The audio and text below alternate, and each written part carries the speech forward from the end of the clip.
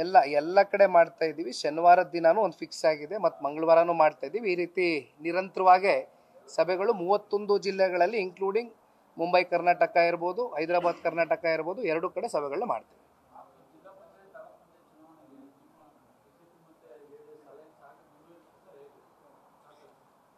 ನಮ್ಮ ಅಲಯನ್ಸು ಭಾಳ ಭದ್ರವಾಗಿದೆ.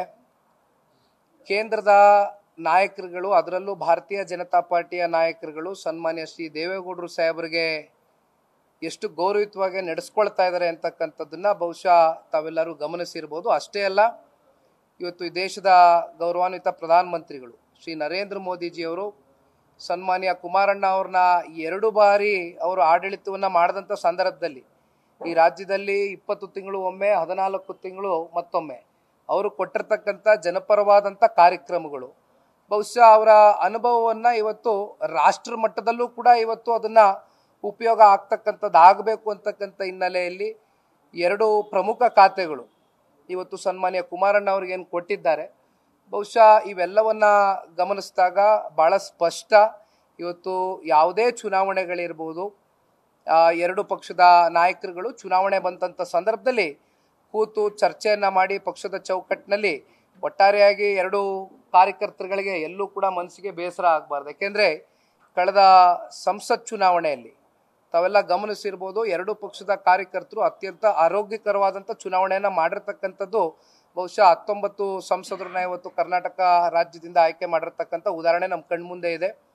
ಇದೇ ರೀತಿ ಮೇಲ್ಮಟ್ಟದ ನಾಯಕರಷ್ಟೇ ಅಲ್ಲ, ಇವತ್ತು ತಳಮಟ್ಟದ 2 ಪಕ್ಷದ ನಿಷ್ಠಾವಂತ ಕಾರ್ಯಕರ್ತರಿಗೂ ಕೂಡ ಅವ್ರು ಏನು ಹೇಳ್ತಾರೆ ಅಂತಕ್ಕಂಥದ್ದು ಎಲ್ಲವನ್ನು ಕೂಡ ಪರಿಗಣನೆಗೆ ತಗೊಂಡು, ಜೊತೆಗೆ ಅಂತಿಮವಾಗಿ ಚುನಾವಣೆ ಬಂದಂಥ ಸಂದರ್ಭದಲ್ಲಿ ತೀರ್ಮಾನವನ್ನು ಕೇಂದ್ರದ ನಾಯಕರು, ರಾಜ್ಯ ನಾಯಕರು ಮಾಡ್ತಾರೆ.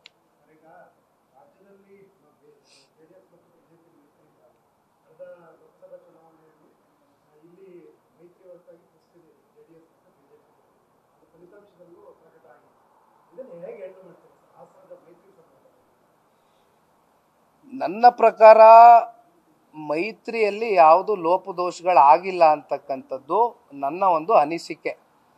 ಏನಾದ್ರೂ ಎಲ್ಲಾದರೂ ಆ ರೀತಿ ಲೋಪದೋಷಗಳಾಗಿದೆ ಅಂತಕ್ಕಂಥದ್ದು ಯಾರಲ್ಲಾದರೂ ಭಾವನೆಗಳಿದ್ದರೆ ಬಹುಶಃ ಮುಂಬರ್ತಕ್ಕಂಥ ದಿನಗಳಲ್ಲಿ 2 ಪಕ್ಷದಿಂದ ಒಂದು ರಾಜ್ಯ ಕೋರ್ ಕಮಿಟಿಯನ್ನು ಮಾಡ್ತಾರೆ. ಯಾವುದೇ ತೀರ್ಮಾನಗಳು ತಗೊಳ್ಬೇಕಾದ್ರೂ ಭಾರತೀಯ ಜನತಾ ಪಾರ್ಟಿಯ ಪ್ರಮುಖ ಕೋರ್ ಕಮಿಟಿ ಸದಸ್ಯರು ಇರ್ಬೋದು, JDSನ ಕೋರ್ ಕಮಿಟಿ ಸದಸ್ಯರು ಇರ್ಬೋದು, ಸಮನ್ವಯ ಒಂದು ಕೊರತೆ ಎಲ್ಲೂ ಕೂಡ ಆಗದೆ ಇರತಕ್ಕಂಥ ನಿಟ್ಟಿನಲ್ಲಿ ಸಮನ್ವಯತೆ ಕಾಪಾಡ್ತಕ್ಕಂಥ ದೃಷ್ಟಿಯಲ್ಲಿ ಮುಂದಿನ ದಿನಗಳಲ್ಲಿ ತೀರ್ಮಾನ ಕೈಗೊಳ್ತೇವೆ. ನ್ಯೂಸ್ ಫಸ್ಟ್, ನಿರ್ಭೀತಿಯಿಂದ ನಿಮ್ಮ ಪರವಾಗಿ.